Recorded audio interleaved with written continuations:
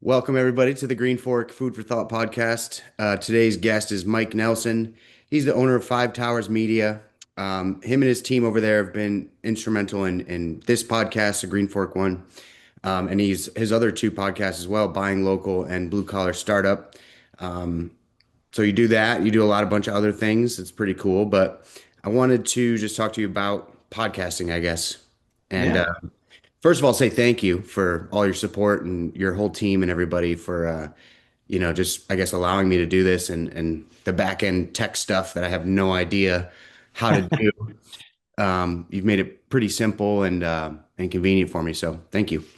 Yeah, you're welcome, man. And listen, we're excited to be a part of the project. I think it's especially on a local level, the need for health and wellness conversations, and you've had a lot of great guests on, and just having those conversations with people, I think it's important. So Yeah, it is, and it's cool to just learn so much from so many different people and build my network, you yeah, know? It kind of started out with just mostly my friends that are doing cool stuff yeah, in the health and wellness or kind of maybe a little outside of that too, but just building that network of people off of that and really like learning more about what they do and how they do it, yep, and the challenges that they face and the passion behind what they do has been amazing. And I'm just looking forward to continuing it.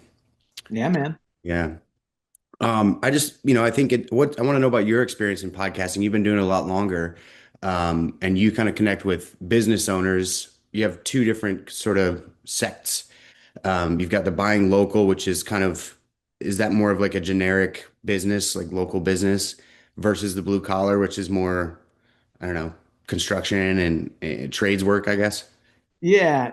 I'll kind of give you the overview on both. The Buying Local podcast is really meant and designed to, just kind of amplify the voice of business owners in Warren, Washington, and Saratoga County.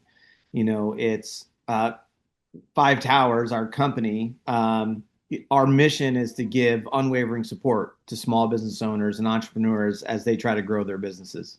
Yeah. And, it's a personal belief. I feel that there's no truer path to freedom than owning your own business.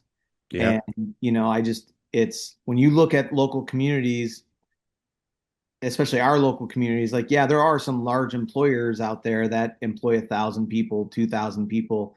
However, the small business community is like, it's everywhere. It's everybody. It's your friend, it's your neighbor, and we just want to make sure that we do everything we can to make our local community as strong as possible. And we think it starts with the business community. So the Buying Local podcast is to just get those folks on, talk about who they are, what they're doing, kind of similar to what some of the work that you're doing. And just to help them get more eyeballs on their stuff, on who they are. Yeah. And then, blue collar is a little different.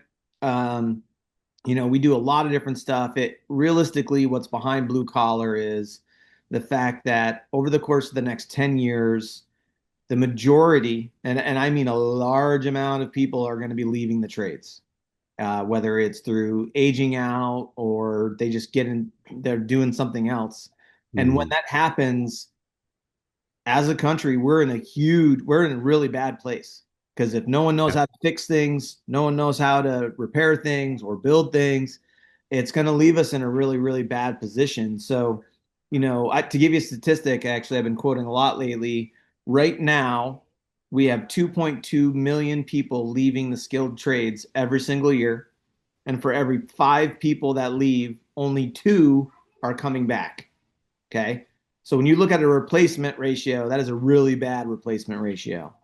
And, Yeah. the generation, which, is probably our parents' generation, realistically, that, or maybe it was definitely their parents' generation, but, that would change their own outlet, fix their own plumbing, like that doesn't exist anymore. Most people don't know how to do those things. And so as we lose more and more and more of that skilled labor and people that know how to do that stuff, for one, it creates an opportunity for people to move into that, but it creates a huge problem for society at large. So, blue collar startup, the idea there is part of my main mission with Five Towers, which is to give unwavering support to business owners and entrepreneurs. We want to give people not only the skills that you need to run a business or make the transition from your current business into your own business. We want to be able to help them do that, give them, whether it's knowledge from our own brains, or we do a lot of interviews with people who have done that, to kind of help give them the blueprint for it. But we also want to educate people on the fact that there is so much opportunity in the trades right now. Like Mhm. an easy stat is, there's HVAC techs making 150 grand a year. Yeah. Yeah. But I mean, there's so much opportunity out there for people in the trade. So that blue collar is there to help empower people, educate people, and really just support the trades in any way we can. Yeah. You know, I felt that this weekend in my business. There's something I wanted to talk about too, is like all the little problems that pop up when you own a business. And it's so nice having a friend group and making those connections to be able to call somebody that when you need them. For the most part, I can fix a lot of things that happen, like Mhm. basic plumbing. I clean the grease traps, a lot of stuff like that, ventilation, so and so. So over the years of owning my own business, I've learned a lot of different things. But Yeah, this past weekend, I had a fuse blow in my kitchen, and it was just for the lights. So thank God it wasn't like any of my oven or anything like that. yeah, But I was like, oh shit, what do I do? Like, I'm not gonna go into this commercial fuse box that has yeah, tons of electric current going through it and poke around. I don't know what I'm doing. And yeah, luckily, our friend Matt Whitbeck was able yeah, to give him a call, and he had kind of a busy day running around, so he was able to come just as we were finishing up. But just to watch him do that and then pick his brain about what was going on with this, and he's not an electrician, but he figured it out. He brought a fuse. So it's just interesting to learn like all these little things about how the electricity works, how it's wired into my kitchen, and all that. Was just really cool. But one, it was a holiday weekend, so like none of the electricians were working. It was a Saturday. Um, but yeah, it's just so important. I mean, I have another friend who's an electrician too, but you know, there's only a handful of people that I know of yeah, are in the trades like that. yeah. It's So it's it's a growing problem. The lack of skilled trade workers we have in the country, and it's only going to continue to get worse. Baby boomers are aging out. And I think the average, I'm trying to remember the percentage, but I think it's 45% of all skilled trades workers are over the age of 50 right now. So like you do the math on that, you think it's hard to find a plumber and electrician now. Wait a yeah, few years. It's only going to get worse. And then what do you do as a business, you know, yeah, or yeah, as a person when something happens and breaks and it's going to be weeks before they're going to be cooking under candlelight, yeah, like yeah, it's a huge problem. So that's the the mission behind blue collar is to help in some small way, so at least work on that problem. We're pretty embedded with local organizations, Northeast Construction Trades Workforce Coalition. We raise money through the podcasts. Our sponsor, 50% of all of our sponsorships gets donated to either BOCES or HVCC to help yep, kids with tools and tuition. And so it's not, we don't do the podcast so that Derek, who is the visionary behind Blue Collar, and him and I host a show together. It's not for either one of us to make money. We don't make any money doing that. It's mainly to try to pay for the show a little bit, and but mostly to be able to raise money for kids to be able to go yeah. through those programs. So That's good. I hope it works. it's working so far. I mean, we were number 6 in the country for blue collar podcasts. I think Nice. we're at number 7. We fell back a little bit, so I gotta figure out why our numbers dipped a little bit. But and listen, I got to say about Matt Whitbeck too, man. And every time his name comes up in conversation, I take the opportunity. And Matt and I don't know each other that well. We've just met a couple times through the podcast. But one of the things about Matt and the fact that he really loves the spotlight, uh, Yeah, which I'm being facetious for people that Matt yeah, does not like the spotlight, but the amount of community involvement he has around the trades is amazing. Like every time I hear his name, it's attached to him doing something in the community. Like even now you're talking about him, he came over and helped you with a problem you're having. You know what I mean? Like he's not getting paid for that. Yeah. And almost every time I hear his name, it's attached to something like that of him putting goodwill out in the community. And so I always take the opportunity to just say that. I think we need more people like Matt. Uh, Yeah. and if we did, what a world we live in, huh? Yeah. It's just a super nice guy. On Yeah. top of that, Yeah. he gave my son a job this past summer. Nice. He had that construction camp for girls, for young girls that want to learn the trade or whatever, and they build Yeah. chairs and flower beds and all kinds of stuff.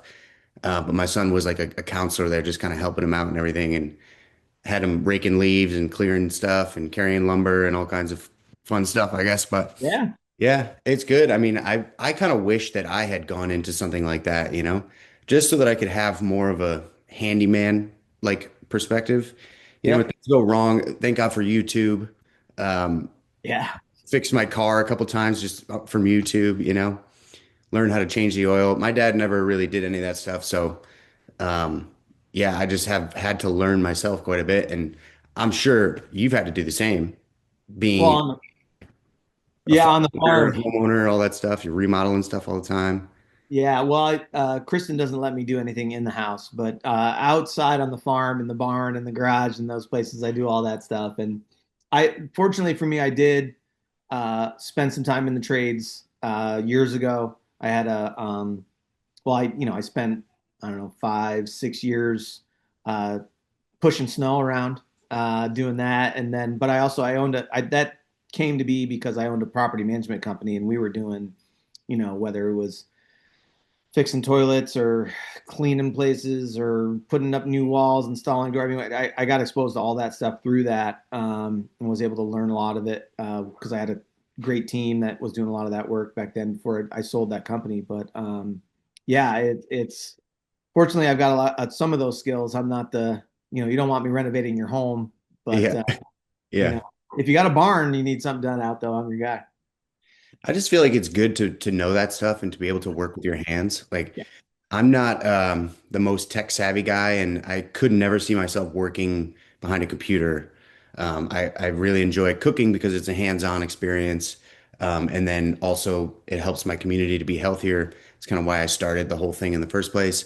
Um, but I really enjoy that hands-on work. Like when I Hmm. was younger, I used to build skateboard ramps and just like building them out of plywood and Yeah. pallets, all kinds of stuff, and figuring it out in my head. And then, you have this finished product that you look at and you're like, wow, I built that. That's really cool. So it's really gratifying.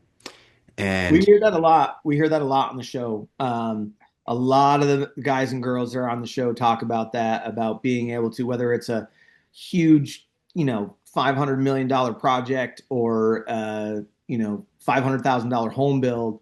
They all say it of being able at the end of the day, or they're driving down the street and they see a project that they, like, I helped build that, yeah, and they yeah, all say it. They all love it. And what a cool, rewarding experience it is for them. So. yeah, it just makes sense, right? I mean, I feel like it it's tangible. You Yeah. can see it. Looking at a computer, I mean, writing a paper is kind of cool, or creating a piece of music or whatever. But it's just something that, you can look at and say, like, I did that. I'm proud of that. That's a Yeah. piece of me. It's cool. Well, like Uh, as a marketing agency, our job is never done. yeah.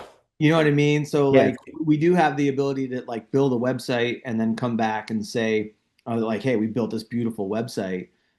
But for most of what we do, it's just an ongoing thing. So it's not, you're Yeah. never done. You never get to stand back and be like, oh, I built that. It's like, no, no, no, I just, I'm just going to the next thing, going to the next thing, and never really having that satisfaction. Or even, as a business owners don't really get to do that until the one day they've built that business and they get to sell it. And then you get to be like, oh, I built that business and sold it. But until that Yeah. happens, it's just, you're just grinding it out, man.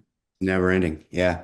I have been trying lately to, at the end of the week when I have all my meals laid out before they go Mhm. into bags and get delivered and stuff, just take a second and look at all that and like, feel some sense of gratitude that like, yeah, we did this. Like this is what we do.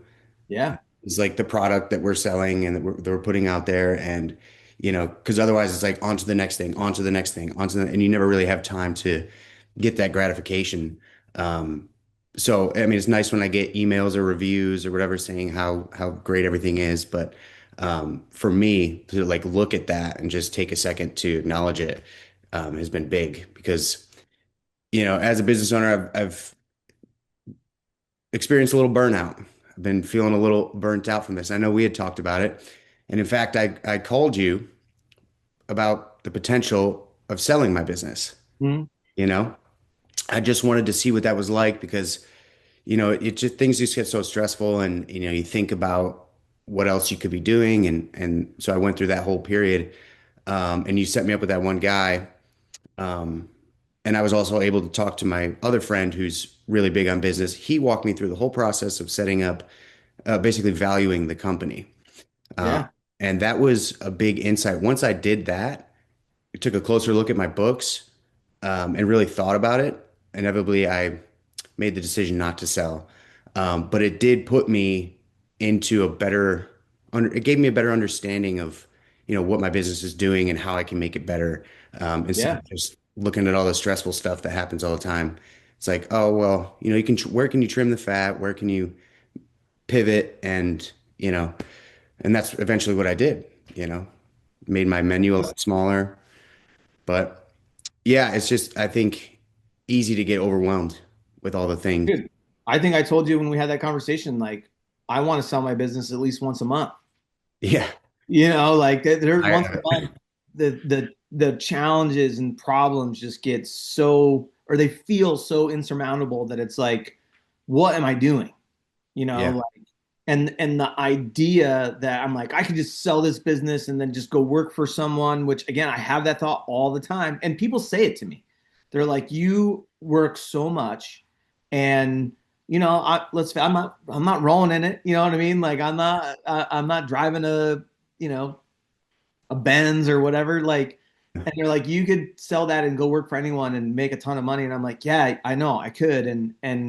But like what I realized after I go through that thought process, I sell my business, I'll just go get a job. But then I'm like, yeah, but the freedom I have as a business owner, in some cases, I have to do what my business requires of me. And that means I have to do things I don't want to do.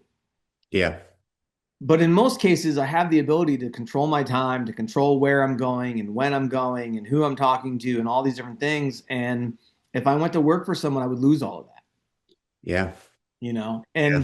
And at the same time, I'm like, with my business, with any business, if you like, we talked about this. Like, I've been doing this for 10, well, 12 years, right? Like, the heavy lifting of getting a business off the ground, getting it going, getting client, like, that's all done. Like, Yeah. now all I have to do is just make it better, right? Yeah. If I can make it better, it'll be easier on me and I'll make more money. And so, like, but that's the hard part is getting through that transition mentally, right? Because you get burnt out. You're problem after problem after problem after problem after problem. And, you just got to gut up and get through it. And then, like you said, right, is where can I trim fat? What can I tweak? What can I do to make it easier, simpler, better? Yeah. And what's wild is the same things that you would do to make your business um, something that someone would want to buy are the same exact things that you would need to do in order to make your life better owning that business, right? So Yeah. it's like Yeah. you just got to Yeah. do the work.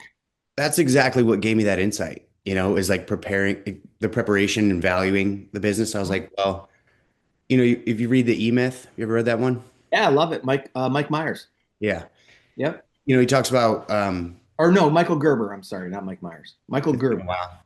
I think I have it around here somewhere on my bookshelf, Yeah. but, he talks about like making your business, uh, repeatable or being able to duplicate it, right? So making it so foolproof that you can franchise, or if you were to sell, somebody would be like, "Oh yeah, that's looks easy. I could do that." And of course, it's like we talked about, it's a never-ending thing. But yeah, just when you look into the business, into the numbers, into what you're doing, where can I pivot? Where can I do things?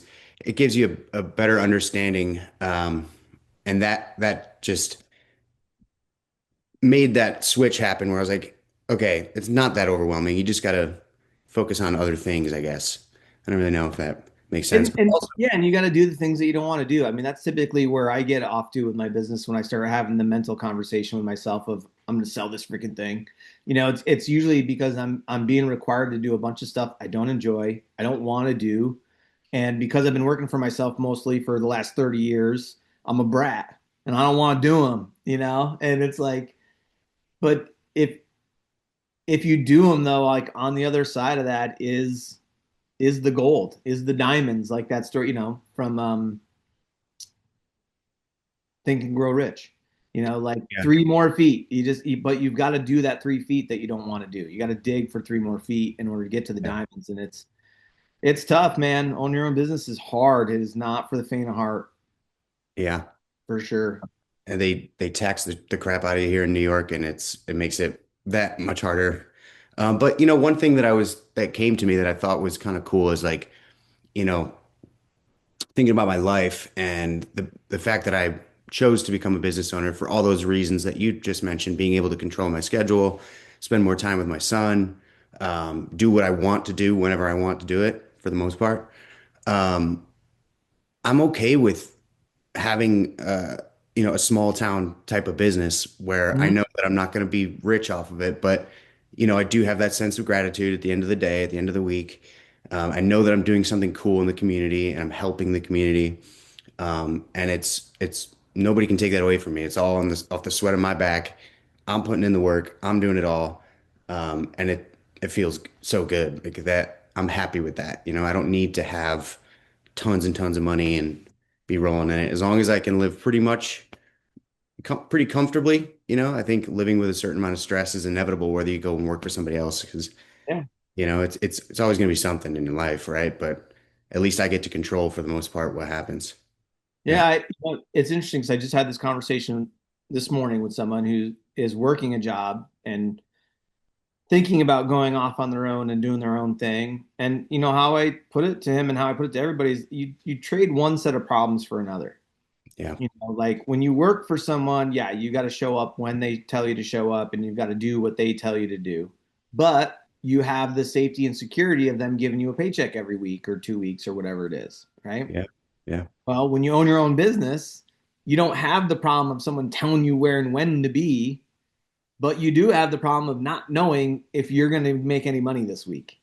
And Yeah. so like you're trading one set of problems for the other. And I think I have over the last almost 3 decades, I've learned that I'm much better dealing with the problem. I don't know if I'm going to get paid or not than I am with dealing with the problem of being told what to do and when to do it and where to do it and who to do it with and all those things.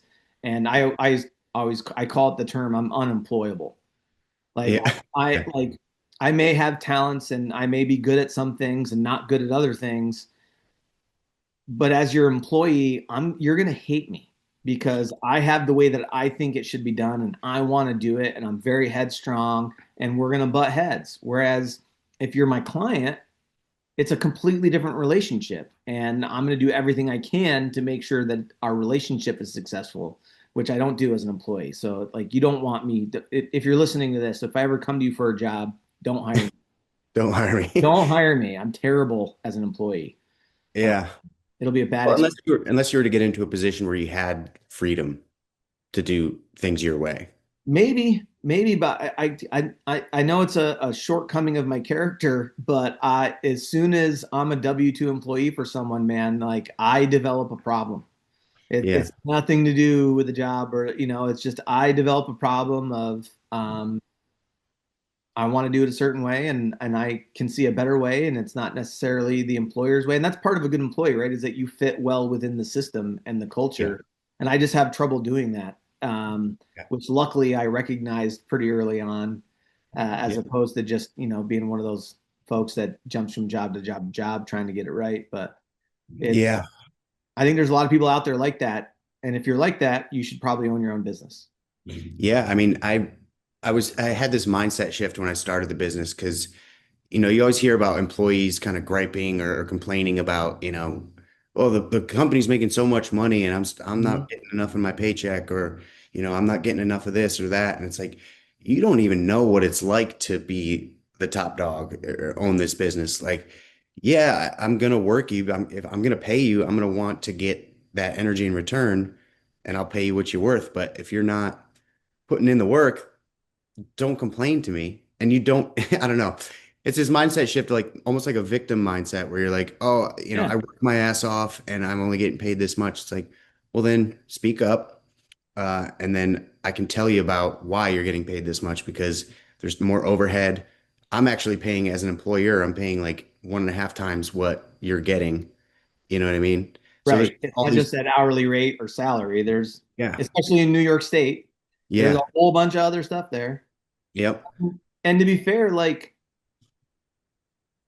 as a business owner, when I hire someone, what I am trying to accomplish is I'm trying to scale the business. yeah, And in order to do that, I need to be able to hire someone that I can pay a certain amount of money, make a return. It's an investment, right? And this is like something I talk about my team with is I'm going to invest in you, right? Like I'm going to invest money in the form of your paycheck. I'm going to invest training and time and mentoring and coaching. That's all my personal time that I don't necessarily equate to an hourly rate.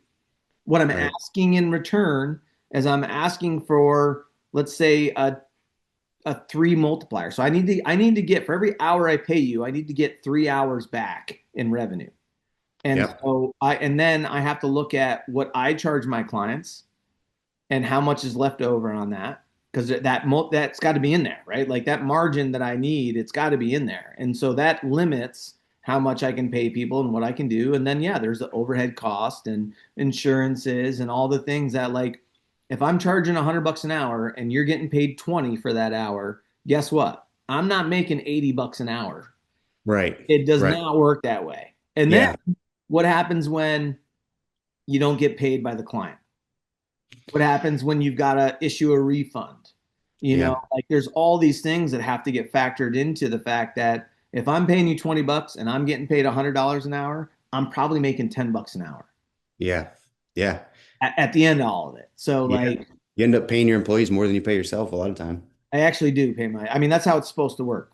Yeah, Like when you leave being a self-employed and move to business owner, realistically, what you get paid, now I'm not talking about ownership earnings, but what you're getting paid in a salary to run the business, you should not be, in my opinion, you should not be the highest employed employee. yeah, Like you make up for it in what you get in your ownership earnings over the mhm, course of the year because you've made good decisions and kept everybody employed and but like my rock star employee definitely gets a bigger paycheck every week than I do without a yeah, doubt, without a yeah, doubt. So yeah, and it's and again like one of the things I talk about with our team and when I'm going through the hiring process, like the way that I view the employer employee relationship is that when I hire someone, what I'm asking them to do is to help me achieve a dream. yeah, Like I have a dream of this thing I'm trying to build, and I need their help in order to build it. Can't do it alone. yeah, And but what I tell them is like, listen, I'm asking you to come help me achieve my dreams. In return, though, I think it's a two-way street. So like what we do a thing. I'd love to be able to do it twice a year, but we end up only doing it about once a year. But where we sit down and I talk to them about their 1 year, 3 year, and 5 year goals, both personally and professionally. And the reason why we do that is because I'm trying to look for opportunities for me to help them achieve their dreams. So if 3 years out, they want to be doing this, or 5 years out, they want to be doing this, even if it's not with my company. And that's also something I tell them as a part of that is like, I don't operate under that stupid narrative that you're going to work for me forever, right? right, When yeah, I hire someone, my goal obviously is to keep them forever because that means that they're getting all their needs met and I'm helping do that. But in the meantime, if I can have them for 2 or 3 years, then I need to know what they need to get from me as an employer to be able to help them take that next step. What skills do you need? What experience do you need? I'm going to help you get it. And then when you are ready to leave, how can I help you do that? Can I introduce you to someone? Can I call someone? Can I write a letter of recommend? Like, what do you need from me to do that? And I think it's important conversation to have for employers and employees. And kind of as opposed to that old school mentality that like, I own you, you're my employee, do what I say. yeah. No, it should be a win-win situation. You know, Absolutely. it should be like they should be there because they want to be and they're interested in the craft that they're doing. And they should have some passion around that. And then you should recognize that passion and cultivate it and get them to, drive themselves, push themselves to be better. And in turn, it generates more money for the business. Yeah. Everybody's happy. That's the ideal Yeah. situation. And the business has to make money in order to keep moving, like, Yeah. and unfortunately, most businesses have to continually be making more money in order to keep moving. It's Yeah. not like they can do the same amount of revenue every year. Like costs go up, expenses go up, people want raises, people want PTO. Like you have to factor all that in and you have to continually be feeding the machine. Because, like everything, if you're not growing, you're dying. A business that's just trying to stay here is really a business that is on the way out, bottom line. Yeah. Yeah. It's tough to do. That's the pressure. You're like, oh shit, Actually. what's this thing? What am I doing? Is it working? I don't know. And honestly, bro, that's what gets me the most, I think, sometimes when I really start thinking about having that inner dialogue of I'm just going to sell the business, like it's almost always because of the pressure, Yeah. and it's self-imposed pressure. I mean, it's my clients are happy, but I want to do better for my clients. My employees are happy, but I want to do better for my employees, or the outside pressure of I need to make more money because I want to do this. I got kids going to college or getting ready to go to college. I got pressure. You get pressure from every angle in your life, and it just like there's an illusion that it would become simpler if I sold my business and went to work for someone. And Yeah. I would just trade that set of problems for another set of problems. So it's Yeah. Yeah. Yeah. I think, I'm going to stick with it for a while and it's been good to me so far. It just, things get scary and then you got to just rebound, like we were saying. Um, so you seem to be pretty disciplined though, like not even just in business, but like you're doing a whole year, no booze. You've done yeah, 75 hard. Are you got to be doing the 75 year or whatever it's called, right? the live hard. Yeah. I actually have not done the live hard yet. Mm. Uh, I've done 75 hard a few times. Um, we're coming up on January 1st. Last, I think 4 years, I normally fire up another 75 hard at the beginning of the year and just to kind of start the year off disciplined. Yeah. I've definitely failed out of it a couple of times. I think, yeah, I think over the last, I don't know if it's been 3 or 4 years since I first did it, but I've probably attempted it 8 times Yeah. and I've only successfully completed it 3 times. So Yeah. I failed at the last time. I think I got 15 or so days in yeah, and I missed a workout. Fuck. yeah, it's hard, man. Like life is busy. But you don't even have to be doing 75 hard. One of the things that I sort of admire about you is that you seem to like have it all together and stay pretty disciplined with working out and just chasing your goals. You got a bunch of projects going on at the farm, rebuilding your kitchen, building a podcast studio. Like that's a lot. And you got kids and a wife and it's a lot. It is a lot. So what is it the discipline, would you say, that like helps you keep your head on straight? Um, I mean, yeah, first and foremost, I think discipline is everything. I don't, my personal belief is that motivation does not exist. I Hmm. think that's a made up thing. And, so I hear people like, oh, I got to get motivated to do this and I got to get motivated to do that. And I'm just like, you're not going to get motivated to do it. What you're Yeah. going to do is you're going to dial up your discipline dial and you're going to do it. Yeah.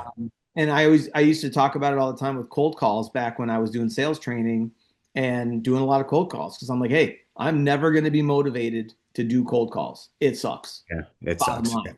Yeah. Yeah. So like waiting for me to get motivated to do it is a zero win strategy, right? So I just need to have the discipline to do what needs to get done when it needs to get done. Yeah. Um, and as you know, right, discipline's a muscle. You got to exercise it, and you got to push that envelope to get stronger at it. I certainly, I'll tell you, with all the things I got going on, there's definitely times like with 75 hard where I just throw in the freaking towel, and I'm like, ugh. Yeah. Um, and like right now, I'm probably a little overextended with all the projects I got. So right now, my current discipline strategy is what's important now. Yeah. What do I have to do right now that like I have procrastinated on as long as I can, and now I have to do it. So sometimes that is, the reality of the situation. But I Yeah. do focus a lot of my time and attention on discipline and Yeah. how can I get more disciplined. I'll tell you something I'm not disciplined on right now is my cold plunges. I haven't Oh done yeah. I haven't done a cold plunge in months. My cold plunge is empty in the other room, and I am using this excuse that it's because the whole house is torn apart because of the projects, and so there's really not a place to set it up that makes it easy to drain and clean and all that stuff. So I'm like, all right, Yeah. well, when this is done, then I'll get back to cold plunging. But yeah, it wanes and waxes as far as discipline Yeah. goes. But there's some things that are just non-negotiable. There's Yeah. I, payroll's got to get done when payroll's got to get done. It's yeah, there's certain things that need to get done and other things that can maybe wait a little bit. But I think the everyday things, like for me, it's, some sort of movement, just making sure I'm eating good and staying hydrated and, you know, doing things for myself. Like that takes a little chunk of it. And then beyond that, I try to just chip away one step at a time, like make a little task list, and you're not going to get it all done in one day. So all that stuff that seems overwhelming, just chip at it one piece at a time, and that's kind of what helps me to not get overwhelmed and then burnt out, yeah. Yeah, stay. but it's funny. It's funny you mentioned burnout too, man, because I think maybe a year ago I kept hearing people use that term burnout. And I'm like, I don't know if that's a real thing. I think that might be made up. But I'll tell you this year, actually, a few times this year, I felt pretty burnt out where I was like, you know, I just don't want to do any of it. I don't want to get off the couch right now. Yeah. And I think it's just, discipline is the thing that makes you get off the couch and do whatever it is that you got to do. Yeah. But yeah, You I don't need know. it. Yeah, I'm doing all my planning and stuff right now for next year, um, which is it's like goal setting is my favorite thing, Stephen. Yeah. I Yeah. love goal setting. Hmm. The challenge is I sometimes set too many goals, Yeah. I'm and then Yes, and you're an ambitious guy. I'm an ambitious guy. I'm optimistic is what I am. I always think I can do more than I can do. I always think that there's enough time to do all the things I'm going to do, and then reality steps in and slaps me in the face and forces me to remove a couple of those things. Like it's a hunting season, Yeah. right? And so I want to be out in my tree stand as much as I can, which means I can't do all the workouts, do all the things, run my business, be a good dad and be out in the tree stand. So it's like, all right. So like for me, and I've done this the last couple of years, basically working out gets pulled right off the table during hunting season, uh, which is probably not the best thing because I'm spending hours and hours sitting and Yeah. not getting any workouts in. Um, I tell myself I'm just giving I beat my body up all year long pretty hard, so I'm gonna, take 6 weeks off and Yeah. It's restorative. like, yeah, exactly. Time Whatever in we gotta nature. tell ourselves. Yeah. But I think that's one of the things that I've been learning is, and this actually is just on another podcast we were talking about. If you know who Pareto is, most people know the 80-20 rule. Yeah. And that was the 80-20 rule first kind of came into being by I want to say he was an Italian economist. His last name was Pareto. And he first noticed that, 80% of his yield was coming from 20% of his pea plants. That's how this whole thing first came to be. And then he's actually has a bunch of rules or theories, whatever you want to call them. And one of them is called the Pareto efficiency. And part of that deals with time and time management. So like, and this is something I've been really trying to focus in on. Like, you only have 24 hours in a day. You're Yep. going to use, let's say you sleep 6 of them, right? I know people talk about 8 hours of sleep. I have no idea what that means, but like you get 6 of them, right? So you sleep for 6 hours. Now out of that 24, you've got what? You've got 18 left, right? Then subtract out an hour for showering and personal hygiene. Now you got 17. Subtract another hour for meals. Now you got 16. And you keep doing all these things that are like, you can't get away from them. And then you whittle it down how much time you actually have left to get that stuff done. So like Yeah. one thing I've been trying to do is look at that and just be more efficient and effective with my time. Like, okay, I've got this many hours today. Here's what I can accomplish. I'm going to put an Yeah. hour on this. I'm going to put an hour on that. And that's kind of how I like am approaching everything is like in 1 hour blocks. Yeah. Yeah. Take one piece at a time, 1 hour at a time.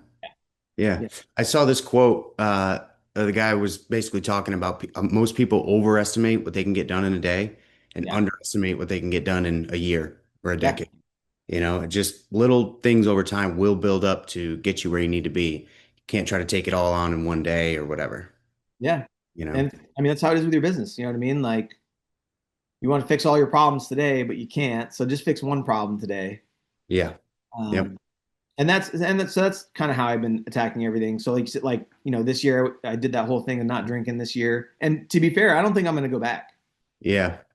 Probably Like feel amazing. I don't, and it wasn't like I was like, drinking bottled whiskey every day or anything like that. But you have a couple IPAs here, a couple IPAs there. And I don't think I realized like how much it disrupts my sleep, how Yeah. crappy I was feeling the next day, how much it affects my output from a work standpoint, from a dad Yeah. standpoint, all those things. And like going a year now, almost a year at the end of this month with not drinking, it's like, I don't know, man. Like even just having 2 beers, I know I'm gonna sleep like shit. I'm gonna feel like so like the whole next day I'm gonna be at like 60% output and I need Yeah. to be at 110. So like Yeah. but I am looking at like what my thing for next year is gonna be. And I think that on top of not drinking, um I'm really gonna dial in my nutrition, but moreover of where I'm getting my nutrition from. Okay. So like not going to the grocery store and instead of going to farmers markets and local farms Yeah. that are selling 90% of those products that I buy at the grocery store, I can buy from a local farmer or I can buy from a farmer's market. Yeah. Just you eat mostly whole foods anyways, right? Yeah, I'm not a processed food guy for sure. I don't eat fast food. I very rarely go out to eat. Yeah. Um, I mainly cook here on the farm, and I try to cook like what I can raise here on the farm. Yeah. Um, but that's not always feasible. And so like, but yeah, my probably my guilty pleasure right now is nachos. That's the worst thing that I eat. Yeah. Um, and but it's just, Didn't you say you ate a whole bag of candy or maple candies or something on your way home oh, from the dude. Well, so marshmallow? this is kind of the trap. So Willow Marsh Farm, big shout out to those guys. That's one of the places that I go to two farms essentially for most of my meat. Okay. Every once in a while, you'll see me at a Hannaford grabbing a pack of hamburger because I couldn't get to one of those farms. But 90% of the time, I'm going to Willow Marsh Farm in Ballston Spa. It's like Charlton, Ballston Spa. And Hmm. then, or I'm going to Buckley's Farm over on Route 50. And I get my hamburger, my steaks, my sausage, my chicken, anything that I'm not raising here on the farm. Or if I'm out of something I'm raising on the farm, I'll go to those places for it. And Willow Marsh sells these freeze dried things and like they have different kinds. So they have like I don't know, these like orange creamsicle things. I don't know what they were before they were freeze dried, but man, they are good. And they do like Fruit Loops or like you can freeze dry anything, right? And then they put them in these little bags for like $8. And dude, Yeah. yeah. And they just That's melt in your mouth and they're sweet treat. I don't do it all the time, but yeah. if But I your goal do is to buy a be bag, what's that? your goal is going to be none of that for None the of that. yeah. Yeah, no sweet treats, no cookies, which has been, the last 10 days with the holiday. Yeah. I've eaten a year's supply of cookies. Um, but yeah, really just trying to dial it in next year. If I can't, basically, if you can't raise it or grow it, I'm not going to eat it kind of deal. That sounds great. That's a Oh, nice challenge. I think I mean that's hard to do, but you seem to have yeah. been like easing your way towards that, you know? Yes. And I think that's what most people need to try to do. Again, you can't make a huge change overnight. It's not going to happen. But you can ease your way into it one day at a time. Um, but yeah, Whole Foods, that sounds great. Well, I was going to say something, but I forgot what it was. Yeah. Anyways, that's cool. Well, yeah, I have been easing myself towards it. Yeah. And Oh, you know, it, it's kind of like the alcohol thing. Like once you make a shift like that and stay away from certain foods that you're not sure if they're making you feel bad or not, when you stay away from them and you start feeling good, and like that joint pain you've had because of all the gluten or all the sugar or whatever goes away, or like Yeah. it's hard to go back to that stuff because then you know you're going to feel like crap. Like there's certain foods I know that when I eat, I feel like crap afterwards. Yeah. Oh And yeah. I don't want to feel like crap. So it's like, Pizza, what's that? flour, pizza, cookies, Yeah. rolls, Pizza, I love bread. pizza, dude. But it does. I'll eat like, and again, because I'm not eating it in moderation, I'm not having a slice of pizza. I'm Oh eating no. 4 slices of pizza. And like, yeah, you just feel Salt so and sugar. heavy and you just want to go to bed afterwards because, your insulin levels and everything else. It's just like, oh God, I don't want to Yeah. feel that way. So I'm not going to eat that stuff. Yeah. I love that The stuff. challenge, I think, this is what I was going to say before. The challenge is when you have kids, right? Because you don't want to have them be super strict about stuff. Like they're kids. They let them be kids, right? They should have apple juice if they want it, right? Or whatever it is. And then that stuff's in the house, you know, and you're looking at it. He likes Coca-Cola. Oh, Like I let him have one every once in a while and they're just in the house and I'm like, shit. So it's like staring at me in the fridge every day, or yeah. like chocolate or little cookies that he brings home. And I'm like, yeah, that's fine. You can eat it. The kid's lean and strong and whatever. But for me, it just messes me up now. So yeah, that's just one of the challenges about eating whole foods when you have kids. Yeah. Well, So and I've basically convinced myself that all of it's poison. there So you go. I'm just like, that's poison. I can't eat that. Yeah, it is. It's a slow form of poison. Yeah. All the sugar and stuff. I mean, there's better products out there that you can get, like, and if you make your own cookies with good ingredients, like, grind your own flour and farm fresh eggs and whatever else, I guess it's not as bad. So when I do like the 75 hard, or I'm getting super strict, my one rule is that like if somebody makes something like that, like homemade from good things, I'll eat it. If it's like a gift or whatever, because I don't want to be so strict to the point where, in social settings, I'm like, no, I can't eat that. I'm only eating meat or whatever. Yeah. So that's like my one rule and exception. But for the most part, I try to stay away from just the store-bought crap, you know? Yeah. If it's in a box, it's bad. Right. You Right. know, sorry for the box people, but like, yeah. Yeah. Um, Last question for you. It's the last meal question. I don't think I've ever asked you this one. No. So I end every podcast with this question. If you were on death row for whatever reason, and you got to choose your last meal, it could be as much of and as many different things as you wanted, what would it be? It's a toss up between pizza, nachos, and what's that? You'll know the name of this. I for whatever reason I always forget it, but it's the steak, like a fillet that's like inside a pastry. Oh yeah, beef Wellington. Beef Wellington. I've only Yeah, had it like twice in my life. It might have been the best thing I've ever eaten in my entire life. yeah. That's So good I stuff. often think of that if I when I think about last meals. With like the gravy over the top of it too. Oh, God Yeah, is so good. yeah, dude. Yeah, that is a good one. And you could have all three of those, by the way. You could have as much pizza I can and have, well, then if I'm having all three, then yeah, I'm gonna have a pizza with absolutely everything on it, anchovies included, and then I'm gonna have loaded nachos, and then I'm gonna have a beef Wellington. nice. I Yeah, love it. I think I'm gonna have some Thanksgiving leftovers again for nice. some lunch once we get done here. I had Thanksgiving nachos last night. Oh yeah, Yeah, turkey and mashed a potatoes. turkey and stuffing and the whole everything on, with jalapenos and cheese, and then the Tostitos. It was There you amazing. go.